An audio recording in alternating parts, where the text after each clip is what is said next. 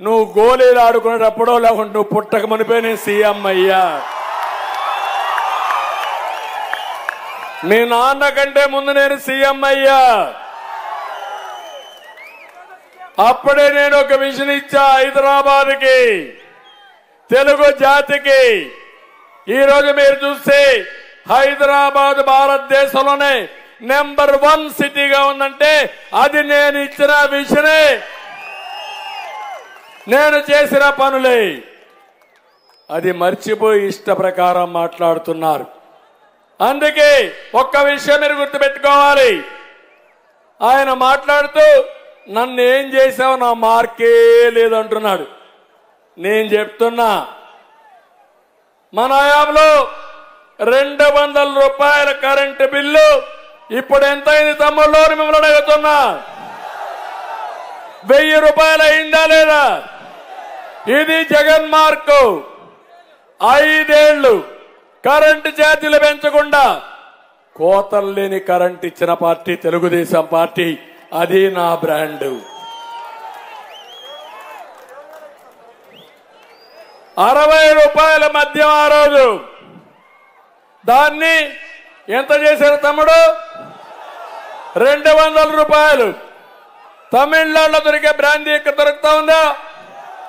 కర్ణాటకలో ఉండే బ్రాండ్స్ ఇక్కడ ఉన్నాయా? అన్ని జే బ్రాండ్లు అవునా కాదా? అది నీ మార్కు. నాణ్యత లేని మద్యం రాష్ట్రంలోకి రానియకుండా, పేదవాళ్ళ ఆరోగ్యాన్ని కాపాడి రేట్లు పెంచకుండా మద్యాన్ని సరఫరా చేయడం నా బ్రాండ్ అని మరొకసారి హెచ్చరిస్తున్నా. 1 రూపాయి అవినీతి లేకుండా మద్యాన్ని ఆ రోజు విక్రయించే పరిస్థితి వచ్చాం. నిరుద్యోగులు మన దేశంలో మన రాష్ట్రమే టాప్.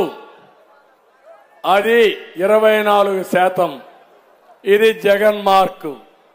అదే మన మార్కు చూస్తే జాబు రావాలంటే